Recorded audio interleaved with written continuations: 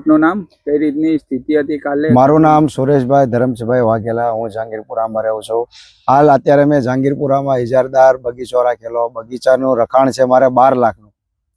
એ બગીચાની અંદર મારે માલ હતો, પણ કાલની પરિસ્થિતિ એવી થઈ કે 7 થી 7:30ના ગાળામાં જે પવન ફૂંકાયો ઓચિતાનો, એ પવનમાં મારું કેરીનો પાક નિષ્ફળ ગયો. એટલે કોઈ કામની કેરી ન રહી.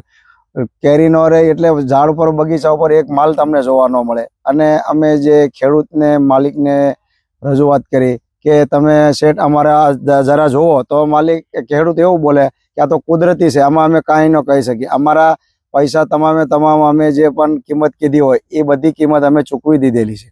2-4 મહિના આગળ ચૂકવી દીધેલી છે. તો અત્યારે અમે ખેડૂતને રજૂઆત કરી તો ખેડૂત એવું કહે છે કે અમે શું કરીએ, એમ અમારા તો તમે બોલે એટલે પૈસા તમારે અમને આપી દેવાના. અમે આપી પણ દીધા છે. તો અત્યારે અમારે શું કરવું?